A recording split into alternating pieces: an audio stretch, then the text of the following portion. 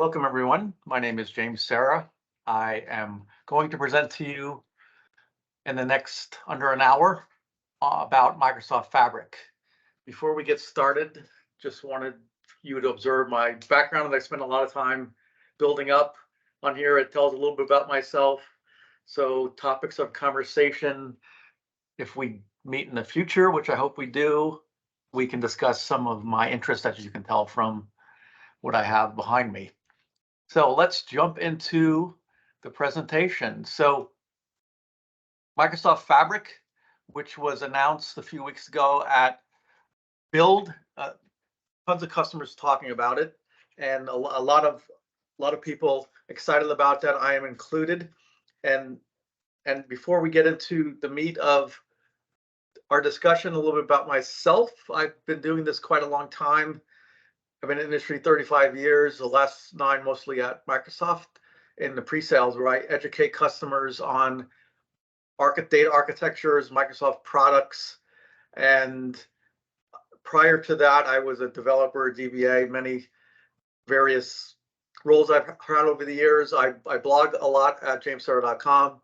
I present a lot of the conferences, and am also writing a book on common data architecture concepts, as well as the 4 data architectures that most people talk about now: modern data warehouse, data fabric, data lakehouse, and data mesh. The first couple of chapters are out. I know Riley, an early release program, you can expect 2 chapters about every month that will come out, and hopefully by the end of the year the book will be fully out for you to read.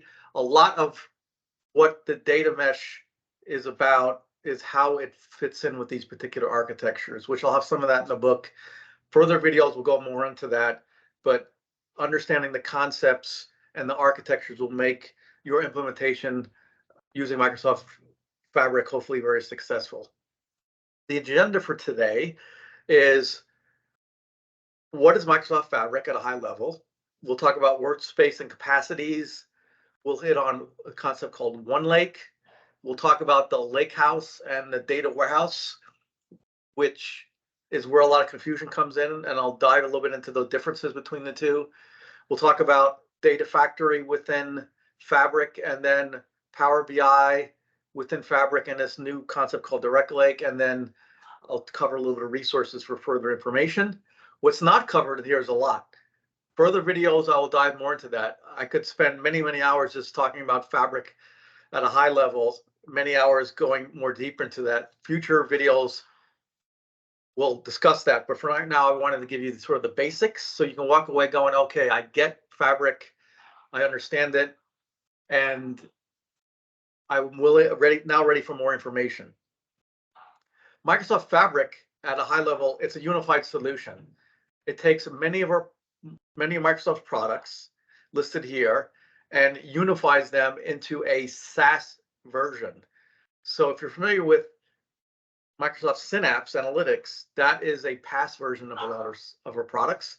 Now we're getting into a one step above that, where it's SaaS or SaaS-like, built on top of OneLake, which I'll discuss, and it unifies everything. So instead of going to each product, and each product has its own storage and admin and security, now everything is under one. So what that gives you is a single place to onboard, a single place to navigate, a familiarity between all the products' interfaces on there, easily organized workspaces. Instead of everybody having their separate products, having their separate workspaces and their own kind of way of doing things, it's all in one, including security, including the data lake and storage format on there, monitoring, admin, it's all, governance and compliance, it's all under one roof now. Much, much easier to use than our past solutions. And that's because of SaaS. And the idea is 5 by 5. It'll take 5 seconds to sign up and 5 minutes to wow. 5 minutes to actually start building solutions and getting benefits out of the product in there. It's really quick, as you'll see in the demo, to onboard. Everything's either provisioned already or it takes just a few seconds. There's little knobs to turn because everything is auto optimized and auto integrated on that. It works really well out of the box, and you can get a lot done with massive amounts of data without having to have special technical skills on modifying things if we're getting best performance out of that. And as I said, centralized admin, which makes it much easier to manage the people using the product and much easier to configure the product because everything is under one panel. As an example, if I were to go into Azure and I want to configure some storage, there's a lot of sheets you got to go through, a lot of forms, fields you got to fill out, and it could take a lot of time just trying to figure out what all these fields mean. Now we have this thing called box called new Lakehouse, and that's it. You type in a lake, the name of the Lakehouse, and you have it. Look at Synapse Workspace, all the stuff we had to enter to get a workspace going, to build a dedicated pool or a Synapse Workspace with a dedicated pool underneath it. Now I just go and I have a pop-up box that says a new warehouse, and that's it. That's all I have to do. So much easier. Before we go into demo, I wanted to go over a little bit about some common questions I hear, some common concepts, and then OneLake discussion in there. Think of Microsoft Fabric at a high level is you're taking your Power BI workspace and adding SaaS versions of Synapse to it. I think that's a better way to look at it than thinking of it as a Synapse migration, but more of a Power BI migration, adding these additional features to it. You're literally going to wake up one day and your Power BI workspaces will be now called Fabric workspaces. Your Power BI capacities will become Fabric capacities, and all this new tech products are going to be within the Power BI tenant. There's nothing you have to do. Once that is turned on, it's provisioned inside of that. And you'll see that in the demo. Everything you do within Fabric, once you turn that switch on, will be under Fabric capacity. It's similar to Power BI capacity, where there's a specific amount of compute assigned to it. Think of it as a universal bucket as compute. So no matter what you're doing within Fabric, there's no having to individually go to each product and select what compute each uses. For example, in Synapse, we have a thing called DWUs, a slider that says how much compute you want to use. That's gone. Spark clusters are gone. Any of that configuration of how much compute you're used instead of by product is in this universal bucket. So makes things a lot simpler.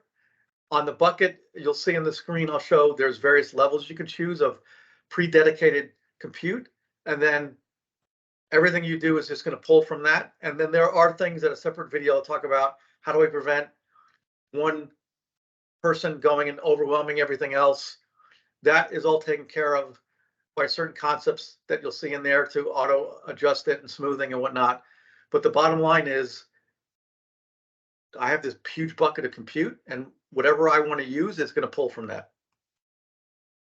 For those familiar with Synapse, you have serverless pools, dedicated pools. Those are gone. They're combined into one. It's sort of the best of both worlds in here. But the pool concept is not even there because it's that universal bucket of compute. There's no more relational storage. So, and there's no more dedicated pool assigned to that storage on there, which means less headaches, a less copy of the data. And we'll get into some more of that. Everything in Microsoft Fabric is serverless. It's all about the data lakehouse concept, and that's why there is no relational storage or dedicated pool with that relational storage. When you use Fabric, you won't even realize you're in Azure. There's no portal, no subscriptions. You don't have to create storage. You won't even realize, again, that you're using Azure. So that's why it's so greatly simplified. Interesting thing within Fabric, there's a strong separation between the person who buys and pays the bills and the person who builds stuff. So we think of, if you're using Synapse, the person who is going to build the solution is given permission to go buy stuff. They will go into the portal and they will purchase, in essence, Synapse and then build on it. So that person is one and the same. In Fabric, there's one person who's an admin who goes in and says, flips a switch and says, everybody now within my group, within my company, can use these new functionality. You can separate it out by groups, Azure groups if you want, but the person then who goes builds it, they're gonna have nothing to do with that paying the bill. Somebody else has that. So it's a complete separation of the two, which is a very important thing to understand. This is not for departmental use, Fabric. It's not just a comparison of Synapse of past services versus Fabric. Fabric is the future. It's going to run everything. Departmental small projects to large data warehouses, data lakehouses, and data science projects. This is the beauty of having a unified platform for both your citizen developer to use and for your IT data engineer to use. And that's what's indicated on this next slide is you have these personas. Each persona has their specifics about their role, and they are going to use certain products. So I could be a data citizen who's really only going to use Power BI, or I could be a data engineer and I'm going to use 4 or more of the components within Fabric. But we're all using the same unified platform. So a great potential then for, say, a data citizen to build something, or an analyst that's handed off to a data engineer to make a departmental solution an enterprise solution. All right, a little bit about workspace and capacities on here. So at a high level, I could have as a company a tenant and multiple tenants. So I can have organizational tenant, finance, marketing, and sales tenant from this slide. Each of those tenants could have workspaces, and the workspaces will choose what capacity they are going to use.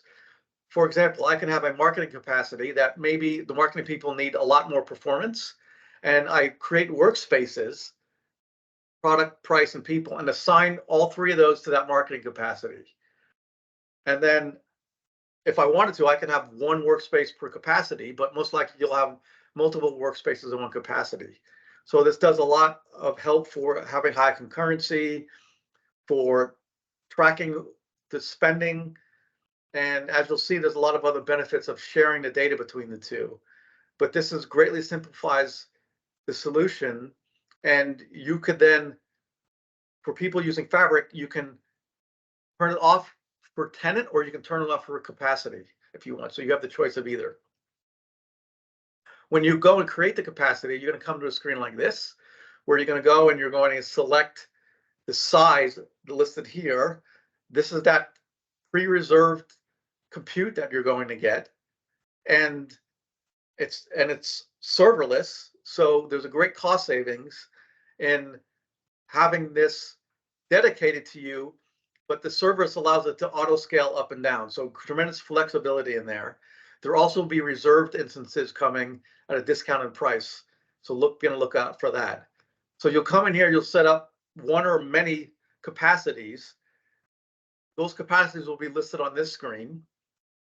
And then you will go into a workspace, and you'll create the workspace where you are specifying that I'm going to use a Fabric capacity, and then for that workspace, I'm going to use a specific capacity on there. So that's where the assignment comes in. So that'll all be done by the admin. To turn it on, as I mentioned before, there's a switch. So if an admin will go into tenant settings, they'll have this little enabled switch that they could click on. This is off by default. Come July 1st, this will come on by default unless you opt out. So it's an important thing to know. If you want to prevent people seeing all these extra features and not understanding them, you want to opt out of this unless you've done education to tell them what's coming, and then they could be aware of it. Again, you can specify this applies to the entire organization or certain security groups. You could do this at the tenant level, or you can do it at the capacity level. And that's what this is. This is capacity settings right here. All right, so let me show you how this works. Let's jump into the demo. When I start in Power BI, I'm presented with a persona screen. The idea is you choose what persona you are, and then screens after this will be customized for that persona. It doesn't do a lot now. Eventually, it'll customize things more. but the idea is to let's avoid confusing people who may not care about other features, only what their particular role is. So if I come in here and I choose, say, a Power BI role, you'll notice this looks very similar to what they have now, pre-Fabric. With the difference on the bottom left-hand corner, there's this Power BI button here. That's an indication that you're in Fabric. Without that, you're not in Fabric. If I click on this, you have the ability to go back to the home page or choose a different persona. If I come in here and say, I'm a data engineer, what gets customized is up here. This is Microsoft's belief of what a data engineer is mostly going to want to do, is build Lakehouses, notebooks, Spark jobs, and some pipelines on that. Each one is going to be customized. So if I come in here and choose data warehouse, Microsoft thinks this is what you want to do, create warehouses and pipelines on that. However, you're not locked out of the other options in there. So if I click the create button here on the left-hand side, it's going to give me all the ability to create anything on here. So this is all the stuff that's available within Fabric. Everything is new except for what's under Power BI. So these are all the new features, more to come. But right now, there's a lot to consume, a lot of new things underneath here. That's the basics of what you'll find that's different when you start out. Okay, let's jump back a little bit into the slide deck before I hit the demo again. So the concept is OneLake. This is an important thing to understand. OneLake is a OneDrive for data. It works as easy as OneDrive. It's already built from you. This is a data lake that is pre-provisioned, so you don't have to create it. Every tenant gets its own data lake called OneLake. Every product you use within Fabric stores data in OneLake under workspaces and then under folders that you define within OneLake. All that complexity is hidden from the end user. They just create stuff, Lakehouse, warehouse, Power BI reports, Data Factory jobs, everything is stored in OneLake. And it's stored in Delta format. So Microsoft has standardized on Delta format as an open source platform, which means I can create things in OneLake in Delta format and use it outside of Fabric. So if I wanted to say use Databricks, I create something in Fabric, source the data lake within Databricks, I can point to OneLake and start consuming that data. The compute and storage are completely separated out. So whatever product I'm using is going to use serverless, T-SQL, Spark, Kusto for those familiar with KQL, all of that, or analysis services, which is the Power BI underneath engine that it's used, are all going to store data in the workspaces within folders within OneLake. There are some optimization techniques that I talk about here. You don't have to do all those on there. And if you do those within OneLake, it'll use those performance enhancements. Outside of OneLake, most products are not going to know what those enhancements are, so they can't use those enhancements. However, they can still read the data and use it just like normal. There's also this really cool ability to create shortcuts within OneLake. So the idea is OneLake becomes a logical representation of all your data, whether it's physically in that OneLake container that's part of Fabric or it's outside of that. You will create these shortcuts, and those who are inside of OneLake will not even realize that the data is outside of OneLake. It just looks like a folder within OneLake to them. Those shortcuts could be to other data lakes or Amazon S3 or eventually Google and other products on that. So outside of OneLake, I can create data. I can use Databricks. I can store it in Delta Lake. I can then reference it in OneLake by pointing a shortcut to it and using that. And then the benefit of that is if it's changed through Databricks, I automatically get that latest data. There's no having to sync because it's just a shortcut pointed to it, just like you do in OneDrive.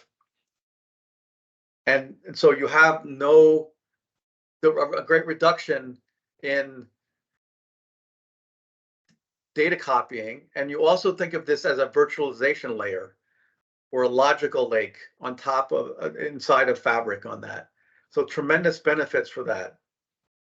Also, just like current Data Lake Store Gen 2, which is what this is underneath the coverage, you can use APIs for managing data within it.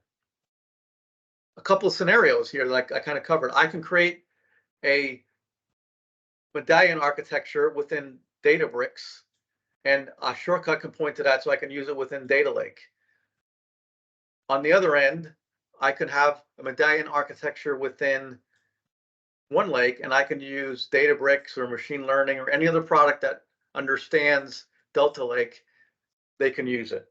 So it's not as if something created in Data Lake has to use data, when something within OneLake, within Fabric has to use Fabric. You can use other compute outside of Fabric. There's also a new concept called the OneLake Data Hub. So anything that you create related to data, such as a data set, Power BI data set, a warehouse, a lakehouse, KQL database, all will show up under Data Hub, so you can keep track of everything you've created.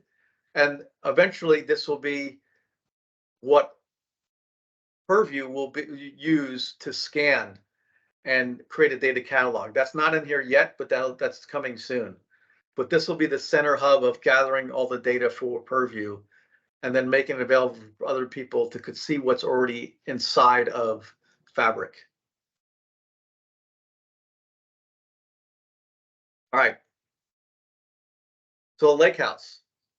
This concept is where Lakehouse is, think of it as the center of the universe. I can take all this data, structured, unstructured, I can land it into the Lakehouse. They can be the shortcuts. I can transform this data, write it back into the Lakehouse, copy it to another a lake warehouse, which we'll talk about, or use it within Power BI. So a couple things before I show you the demo of this. The Lakehouse has these areas, managed and unmanaged. It's got two modes, Lakehouse and SQL endpoint, and there's a separation between tables and files in here. And within this mode here, I can quickly see a table. I can also switch to an endpoint where you have a lot more flexibility on what I can do with that table. I can create visual queries on it. I can run T-SQL on it. And in addition, I can also create within the Lakehouse shortcuts to other data lakes that I was mentioning and use it within there. And so what you wind up with is the ability to have multiple workspaces that are using one or more capacities that could be all pointing to the same file within the Lakehouse. So this allows for a very high concurrency. Each of these workspaces have their own capacity, and they're all hitting the same file on there. So a new thing that wasn't available in previous products within Microsoft. Now you can do that within Fabric on that. So let's show you that in the demo. What I could simply do is go and create a Lakehouse. So click on it, new Lakehouse name. I've already created a few on it. One of that, if I go to this browse section, it'll show me everything I've created. There's a favorites section, so you can filter out from seeing everything on here. And I'll jump into this Lakehouse, which is that little symbol that you see here. This is a good thing to know. This means Lakehouse. This means warehouse, which we'll talk about next. If I look at the data Lakehouse, here's the section on the left-hand side under what's called Explorer, where I can have all my files. So any files, they could be tables, CSV Parquet files, they could be media files. I simply go in here, I click upload. I can do it this way. I can use Data Factory to land it in here. Many ways to get it in here, but this is the interface to manually upload files. I can create folders in there. Here, and then within this file section, you'll see I have a couple of files. Eventually, these will automatically detect that they're tables. They're structured that way. For now, you can just click on that and hit load to tables. Once I do that, it'll copy this file. We'll say Canada CSV. you'll copy it into the table section in Delta format. You click on it and you see what's in there. So you don't have to do anything. You don't have any technical skills. You upload a file and then you click on it and you see what's in there. Behind the scenes, it's Delta, which I can see if I click on here and I go view files, you'll see, aha, Delta format. But we hide that because really you don't even care. Now, if I see this and I want to do more with the data, up on here, the top right, this is the Lakehouse. This is where I will come in here, switch the mode to SQL endpoint, which is adding additional functionality on top of that CSV file. Functionality such as T-SQL. So I can go to Canada. I can start off by saying, give me the top 100 rows. This is regular T-SQL, which I can now expand on and do all sorts of filtering on here. And from that, I can then create visualize results. I can create a report from it. I can save it as a table, another table. I can download it as Excel. So a lot of options in here. Even eventually saving it as view. You'll see some of these options are disabled as we run through public preview. They'll be, like other things in here, they'll be turned on.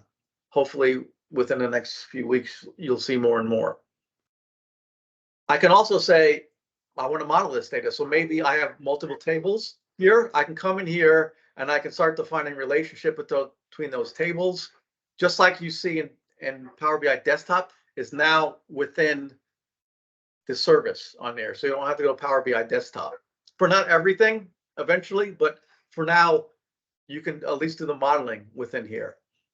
Now, another thing is going back to query, I can also click new visual query. So if I don't want to use T-SQL, I want to use something that could be easier for a lot of end users. I can drag that field over there. I get the proverbial error that you sometimes see in public preview, and then it pulls up Power Query. So if you're familiar with Power BI and data flows, that's what this, which is Power Query underneath covers, that's what this is. We call it Visual Query here, but this is Power Query. I can go in here and I can start transforming all the data. So I can do this instead of SQL. If I do it this way and I want to see what that looks like in SQL, I can click on it there and see it. So I can transform all this data and then I can download Excel or pop up a visual results, which means it's going to take this transformation I created, create a data set out of that, and then allow me to use that data set inside of Power BI report. So I can then build that report and save it within this workspace and then make it available for everybody else to use. So we've made it really easy for the end user. Of course, being a demo, it doesn't want to pop up the visual results, so we'll give another second in here. But you can see, there it goes, this simplification of this. So I can say, oh, this is great. I filtered out, I transformed the data, and I got it so I can see revenue by date. And I can pop it out here, and there you go. And I can save that as a report. And on we go, okay? Now, going back to, so that hopefully gives you a high-level overview of what a lakehouse is. And I can create multiple lakehouses. I can have bronze, silver, and gold, and each of those would be lakehouses. Coming in a future video is more the best practices. When do I use folders? When do I use lakehouse? That'll be down the road. All right, now jumping back into the presentation, here is the next topic of data warehouse. And looking at what this is, I have, again, the ability to have data warehouse as the center of the universe. I can take data, structured, unstructured. I can use pipelines and land in a data warehouse. We're getting into rows and tables. In Lakehouse, they're files and folders. Here are the rows and tables and fields. I can even mount data coming in the future. I could be a dedicated pool and allow that to be ingested into a data warehouse, from which I can then copy data into another warehouse or use on top of Power BI. That data within the warehouse, I can start using stored procedures. If I look at data warehouse, how it saves data, same thing. It stores it in a data lake format, in data lake, that OneLake in Delta Lake format. So I can use it outside of Fabric, and I can also use it in different ways. I can use it in Spark. I can write Spark SQL and pull the data that was landed into the warehouse in there because it's Delta Lake. There also is a separation between the compute and the storage. So that serverless compute, that universal bucket, is what I pull for compute when I want to do things with data sitting inside of Synapse Data Warehouse. I can use cross-database queries within the Lakehouse, the warehouse on that. So this allows me to now start querying data that could be in multiple warehouses within one SQL statement.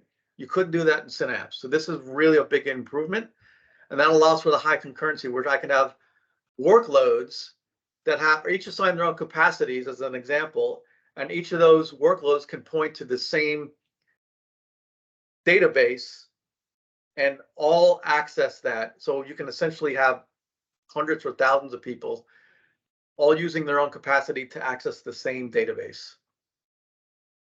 And that's what that looks like here, right? In summary, big change from the way we've done things previously within Synapse in here. When you create a warehouse, and the same with a lakehouse, it creates a data set by default. So one less thing you have to worry about. And there are various things talked about a little bit here of how do I prevent bad actor queries from overwhelming everybody else in there. How do I classify things in there? Separate topic for the future, but be aware that mostly everything is taken care of. That's why let's have less knobs and make it really easy for any user to come in here, whether they're an IT person or a Power BI developer, to come in here and use this.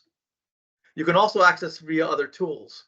So if I go into a warehouse or a lakehouse, I'm going to be able to get this connection string of which I can use within any third-party product, such as in this example, SSMS. I just come in here, choose Active Directory, and anything within this workspace now is listed underneath here. So you can see that the connection string is not just pointing to one, it's pointing to everything in there. So I can quickly and easily use my favorite tool if I don't want to use the tools within Fabric. All right, so let's show what a warehouse looks like. So if I go back to my favorite sections here, and I will pull up the warehouse, you will see this looks like a lot like what I did for the Lakehouse when I went to SQL endpoint mode. The same tools are available. They work in the same way. So greatly simplifying it, whether using a Lakehouse or a warehouse, you use the same tools. There's the query tool, the model tool, the visual query editor in there. All makes it really easy to switch from one to the other and not have to learn any new way of doing things on there. Now, this is where things get a little confusing, is when do I use what? If I am an engineer and I like to use Spark notebooks, I'm going to want to choose a Lakehouse. The big separation is I can only write to a Lakehouse using Spark. The Spark engine is on top of that. If I want to write to a warehouse, I'm going to want to use the data warehouse piece. If I have that background as a relational data warehouse person, I like T-SQL, I'm going to want to choose data warehousing. So it all comes down to what you're going to write. Both can read. So if I write stuff to one, I can read it from the others, but it's where the write comes into play. Now there's under Microsoft's, this is from documentation, it goes into more detail of the differences between the two. But at the very high level, it's if I'm going to write to this in T-SQL data warehouse, if I'm going to write in Spark, I'm going to want to use Lakehouse. Both could read and write from it, but behind the scenes, one stores database schemas and tables, the other is files and folders on here. And you could ask, well, why have both? What's the limitation that causes this? And this is because of Delta Lake shortcomings. The big thing is multi-table transactions. Yes, Spark supports ACID transactions, but only for one table. So if I want to do a begin transaction, update a bunch of tables, and then end transaction, I can't do that with the Lakehouse. That would be something that I would have to go to a warehouse to do. Other things, if I need full TQL support, in Lakehouse, there's no ability to use T-SQL update, and there's also limitation on the reads that you can do with T-SQL. In the warehouse, I can use T-SQL to write, and I have more T-SQL that I could have available to me when I'm reading that data. Also, a performance problem. If I'm using trickle transactions, meaning individual updates, deletes, and inserts, that doesn't work very performant within Lakehouse, but works very good within a data warehouse, right? So those are the three things. Now, down the road, if Delta Lake adds all those functionality in there, then we can combine them into one. But for now, they're separate. So what this allows for, if I jump back into my deck, is the ability to write using Spark into some tables, into a Lakehouse, write using T-SQL into a warehouse. I can use T-SQL or Spark to read from both of those. And then maybe I want to go and write that data out into a warehouse using T-SQL. So if we look at the medallion architecture, I have now this great flexibility. In this example, I can say the developers who are going to write data to bronze and silver, they like Spark. Let's have them use Lakehouses. When it gets to the gold layer, that's more of a presentation layer. There are more people who are going to want to use T-SQL to write to that data. So I'm going to read the data using T-SQL from the Lakehouse in the silver layer, and I'm going to write it out to the gold warehouse into a data warehouse, excuse me. Each of those layers, I can use Spark or SQL to read from. It's just the writing of that. Now I can change this to be all Spark and all Lakehouses or all warehouses on there. You have this flexibility. A big advantage over the way things are in Synapse, which you would to do that SQL engine on top of it, you'd have to copy that data into a dedicated relational storage with a dedicated pool. You no longer have to worry about that. And again, everything underneath here is in Delta Lake. So anything I do here can be used outside of Fabric. All right, a little bit about ADF, because this could be a confusing point. So a quick review. If you use Data Factory, you'll know that there's pipelines in which you can have tasks like copy data. I can run data flows and Power Queries. I can go in there and have machine learning models. That's your pipeline, your high-level orchestration. Within there, if I choose to use a data flow, this is what it looks like. It's no-code, low-code ability to transform data. And this is what used to be called mapping data flows, and it sometimes in the Microsoft documentation still states that. All right, so that is, if I use copy data, I'm not transforming and I'm copying from A to B. I could then also choose to use data flow, where I'm taking that data from a source and transforming it and then writing it back out. I can also do that with Power Query. So within Data Factory, we have Power Query, used to be called wrangling data flows. And within Power Query, I have a standard view, which I can have these step-by-step of the transformations. They also came out with later a diagram view, so it looks a lot like mapping data flows in some aspects, and that allows me a visual interface to do the steps. So it made it very easy, that no-code, low-code approach. That's what's in Data Factory. Now, within Synapse, we have pipelines, just like we do in Data Factory. Within Synapse, we have data flows, just like we do in Data Factory, with that space in between the words. In Synapse, we do not have the concept of Power Query. That doesn't exist. Power Query, as mentioned before, also exists in Power BI. They don't use the space and for them. I know that's confusing.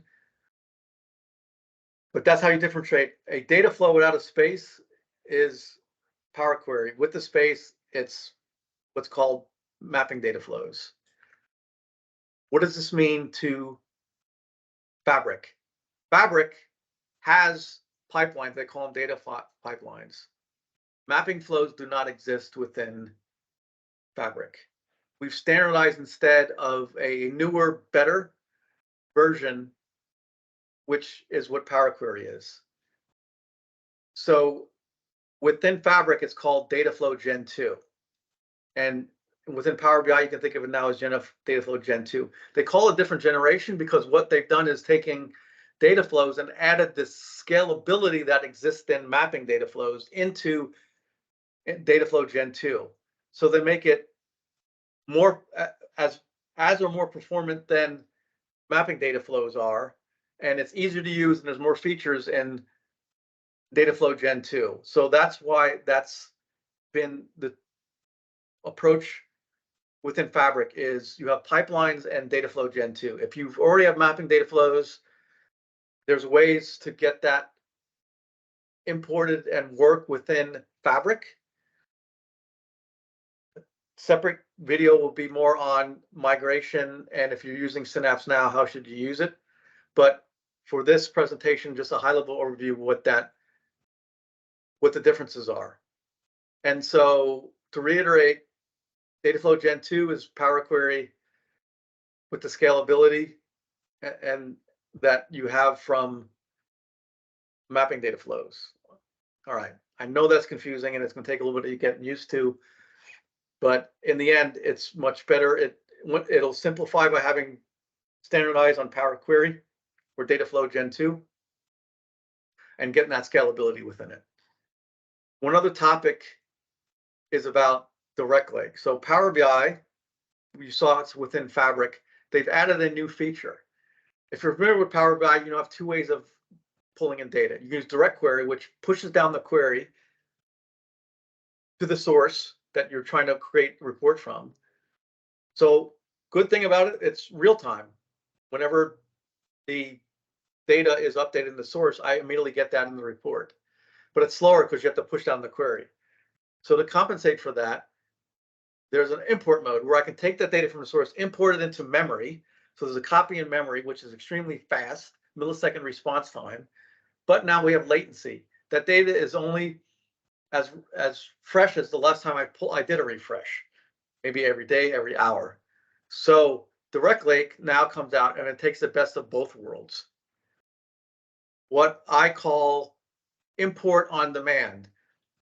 When you go and access data that's within OneLake, it's going to on the fly import it all. Now it does that because the data is in Parquet format in Delta Lake, and that's very similar to the tabular model that Power BI uses behind the scenes. So they can, and it's got a lot of compression, so it can lift and shift that and do it extremely fast.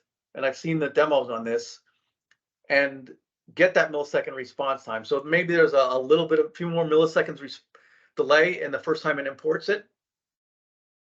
But even with that, it's very fast, and it detects when there's a change and it needs to re-import it again.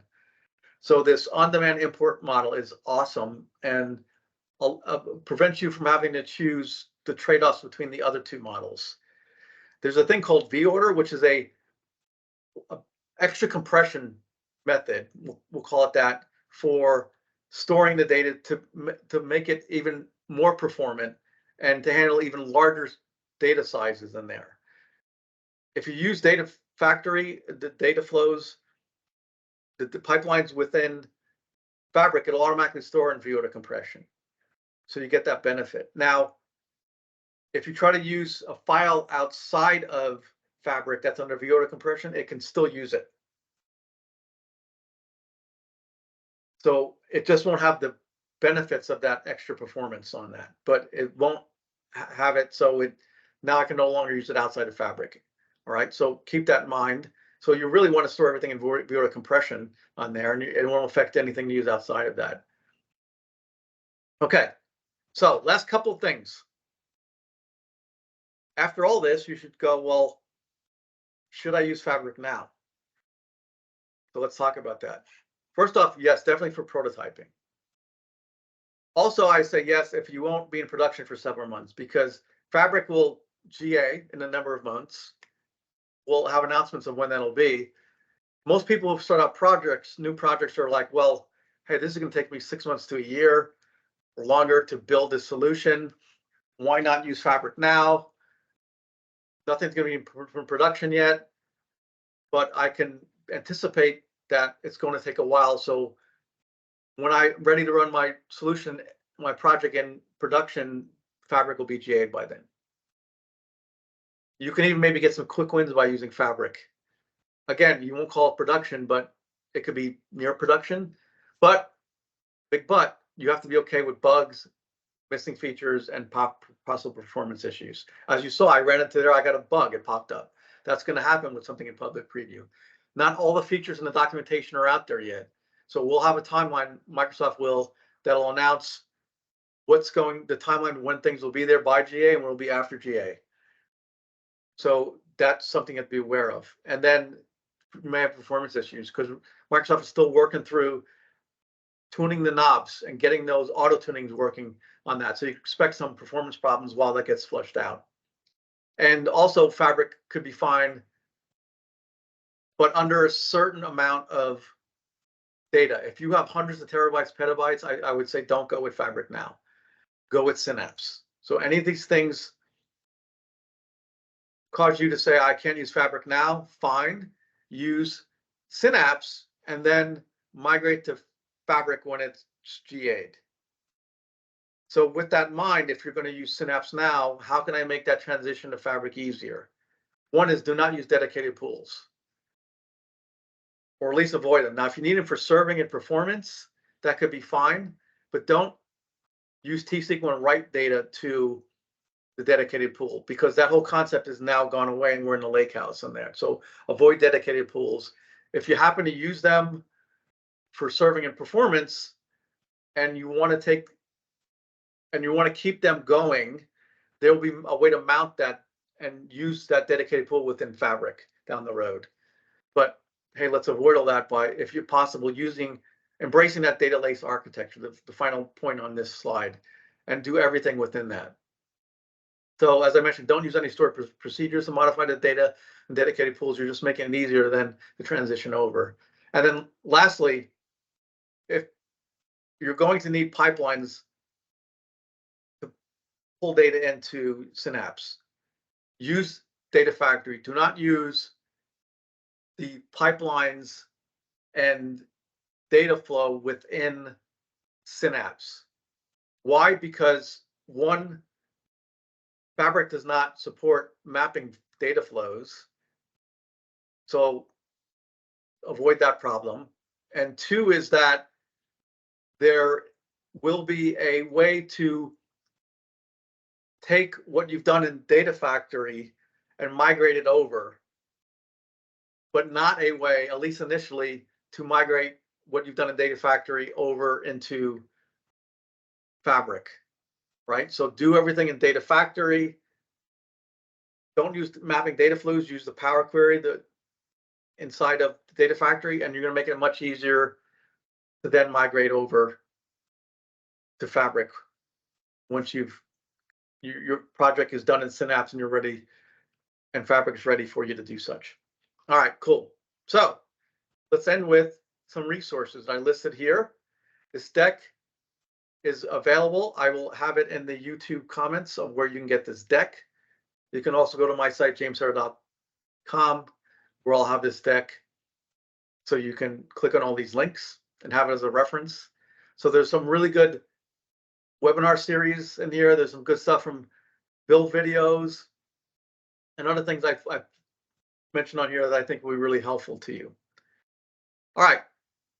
If there's anything that you have questions on, put it in the YouTube comments below or send me an email, and I'll be happy to answer your questions on that. Cool. So with that, I thank you all for attending on that. Like I said, there will be future videos where I'll go into more of the details, deeper dive, where I'll talk about some of the topics that I completely didn't talk about just because there's not enough time. And I want to keep this video under 1 hour. So hopefully you you can walk away like, okay, I understand Fabric. I get it on a high level. This was helpful. Data Lake, House, Warehouse, I get the differences now. And then you can dive into this. Go and do a demo. That's you can get 60-day free trial. You won't be charged anything until GA. So play with it. It'll probably maybe more than 60 days that you'll have access to it, depending on when the GA is in there. So go and check it out. And hopefully you'll find it product as exciting as I did. It's really an awesome product. I'm really excited about it. And I think you should be too. So thanks for listening, and we'll chat later.